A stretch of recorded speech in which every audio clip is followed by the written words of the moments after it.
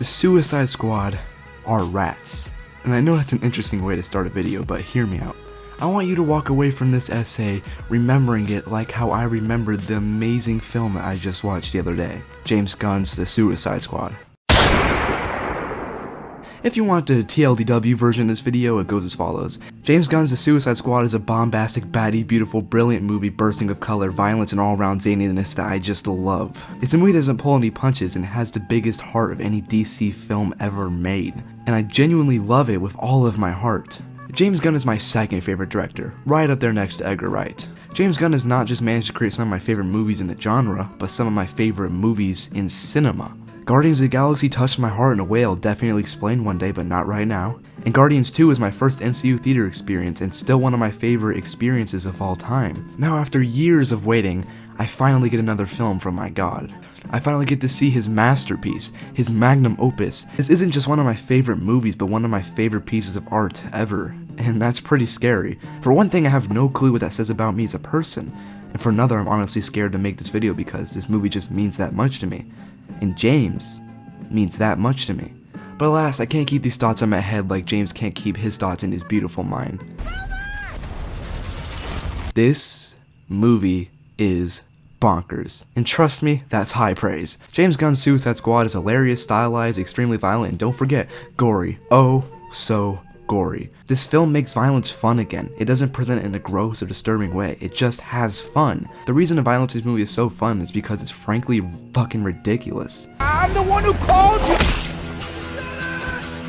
It's so over the top, so insane, that my brain ignores the fact that I just watched a dude get ripped in half by a giant shark, and I can't help but laugh. I know a lot of people think extreme violence is unnecessary in superhero movies, and hell, sometimes it definitely is. I don't need to see Spider-Man decapitating people, if you know what I mean. But when violence is needed depends entirely on what project you're doing. For example, Superman doesn't need gore, but Deadpool, on the other hand, Someone's not counting. 6. definitely does. And I don't think it was a good idea to make the original Suicide Squad PG-13. Hell, I don't think it was a good idea to make it at all. Getting back on topic, watching James Gunn's Suicide Squad feels like doing shrooms in the best way possible. Its colors and feel is so unique it just screams, look at me damn it, I have something to say. Look at me. I had to take a massive piss the entire movie but couldn't bring myself to look away from the screen. I was that invested in the visuals. A couple months back I watched Birds of Prey and thought, okay, there's no way they can make a better fight scene than this. But they fucking did. Watching Harley Quinn mow down and slaughter an entire hallway of soldiers whilst these beautiful, almost hippie-like effects fill the screen is simply amazing, and hits my nerdy filmmaker brain in a perfect way. In fact, every fight scene in this movie is incredible, from the hilarious scene where Bloodsport and Peacemaker are just trying to show off, to the insane tower scene with the end-all be-all of superhero landings, to the amazing tragic final fight scene against Starro, as it destroys a city, enslaves and kills innocent people, because all I ever wanted was to be happy, but live the life of dread instead. Oh yeah, I guess I should mention what the third chapter's about. Yeah, I know, I present this movie as a gives no fucks balls to the wall type of crazy action comedy, but it's so much more than that. Suicide Squad has the most heart since,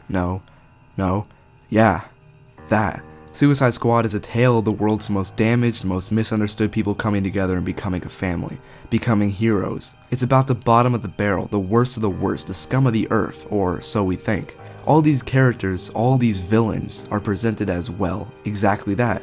Villains, expendable evil douches, who don't deserve the time of day, when that's not the case at all. Our group consists of the following: a lonely shark who has no friends, and always was considered dumb, a boy forced to become a hero, only to be labeled a villain, a girl tormented who just needs to be loved, like real love, not this, a man who wants nothing more than to be there for his daughter who's ashamed of him, and a girl whose only family is the most cast-away and hated group in the world, rats. Or is it? The Suicide Squad are rats. You get it now? They're considered the bottom of the barrel, the worst of the worst, the scum of the earth, bottom-feeding rodents, when that's not who they are at all.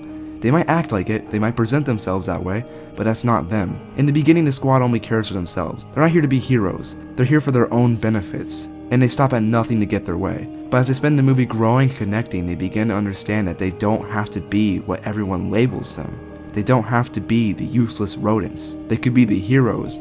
They could be the rodents who save the day. James Gunn's Suicide Squad is a movie about accepting your flaws and growing past them. It's about finding family in unexpected places, and it's about ignoring what others think of you, no matter how negative, and persevering and becoming the hero that you are destined to be.